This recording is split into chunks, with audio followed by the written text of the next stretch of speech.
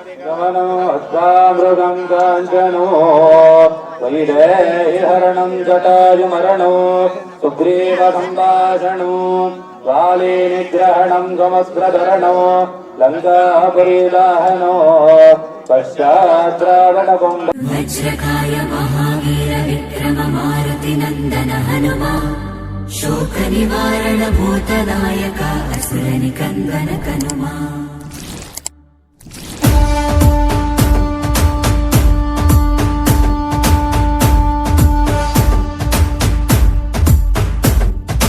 अंजनी पुत्र पवन सुत नाम शंकर सुवन केसरी नंदन रामदूत तुलित बल धामा महावीर विक्रम हनुमा రామ బంటువై వెలిగిన దేవా అమ్మ చెరువులో వెలసిన దేవా విజయ మార్గమున కిరటం నీవా अंजनी पुत्र पवन सुत नाम शंकर सुवन केसरी नंदन रामदूत तुलित बल धामा महावीर विक्रम हनुमा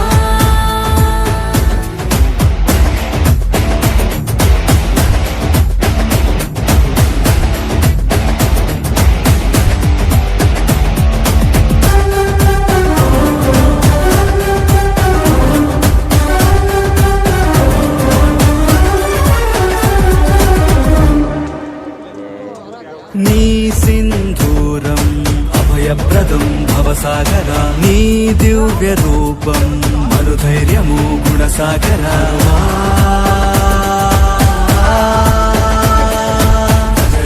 భజ భజ రే భజ రే భజ భజ రే భజ రే భజ భజ రే భజ రే భజ భజ రే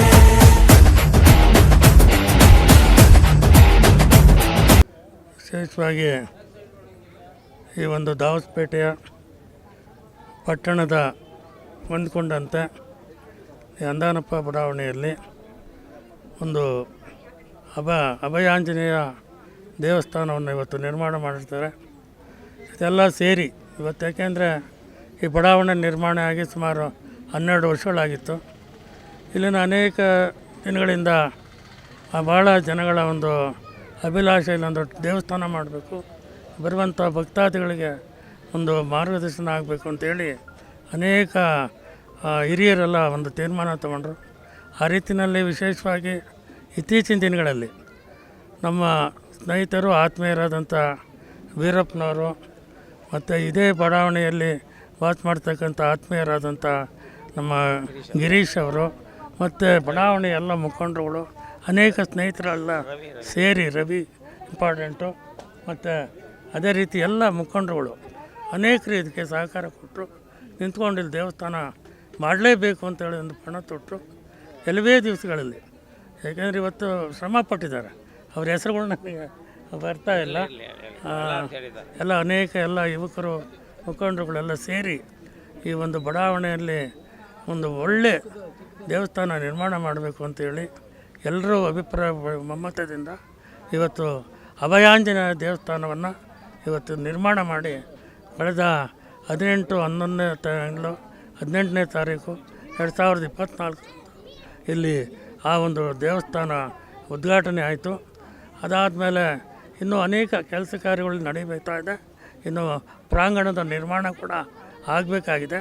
ಅದೆಲ್ಲ ಕೂಡ ಈಗ ಅಲ್ಲಿ ಕೆಲಸ ನಡೀತಾ ಇದೆ. ಅದರಲ್ಲಿ ಈಗಾಗಲೇ ಇವತ್ತು 48 ದಿವಸಗಳು ಅದು ಪ್ರತಿಷ್ಠಾಪನೆಗೊಂಡು 48 ದಿವಸಗಳಾಯಿತು. ಇವತ್ತು 48ನೇ ದಿವಸ ಮಂಡಲ ಪೂಜೆಯನ್ನು ಏರ್ಪಾಡು ಮಾಡಿ ವಿಶೇಷವಾಗಿ ಭಾಳ ವಿಜೃಂಭಣೆಯಿಂದ ಇವತ್ತು ನಿಜವಾಗಲೂ ಸುಮಾರು ಸಾವಿರಾರು ಜನಕ್ಕೆ ಅನ್ನದಾಸೋಹಗಳನ್ನು ಇವತ್ತು ಏರ್ಪಾಡು ಮಾಡಿದ್ದಾರೆ.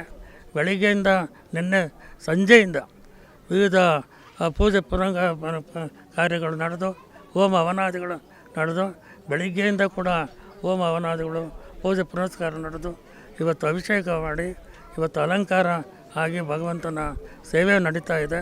ನಿಜವಾಗಲೂ ಭಾಳ ಇದು ಯಾರೂ ಇದನ್ನು ಇಷ್ಟೊಂದು ಅದ್ಭುತವಾಗಿ ಚೆನ್ನಾಗಿ ಆಗುತ್ತೆ ಅಂತ ತಿಳ್ಕೊಂಡಿರಲಿಲ್ಲ. ಇವು ಜನ ಕೂಡ ಎಲ್ಲ ಭಕ್ತಾದಿಗಳು ಕನಿಷ್ಠ ದಿವಸ 5 ವರ್ಷದಿಂದ ಸಾಟರ್ಡೆ ಶನಿವಾರ 1000 ಜನದವರೆಗೂ ಒಂದು ಇಲ್ಲಿ ಅನ್ನದಾಸೋಹ ತೀರ್ಮಾನ ಮಾಡ್ತಾಯಿದ್ದಾರೆ. ಇದಕ್ಕೆಲ್ಲ ಸಹಕಾರ ಬಡಾವಣೆಯ ಜೊತೆಗೆ ಈ ಎಲ್ಲ ಸುತ್ತಮುತ್ತಲಿನ ಜನ ಇವತ್ತು ಒಳ್ಳೆ ಪ್ರೋತ್ಸಾಹವನ್ನು ಕೊಟ್ಟರು. ಗ್ರಾಮಸ್ಥರು ಇವತ್ತು ಅವ್ರಲ್ಲೇ ಪ್ರೋತ್ಸಾಹವನ್ನು ಕೊಡ್ತಾ ಇದ್ದಾರೆ. ನಿಜವಾಗಲೂ ಭಾಳ ಸಂತೋಷ.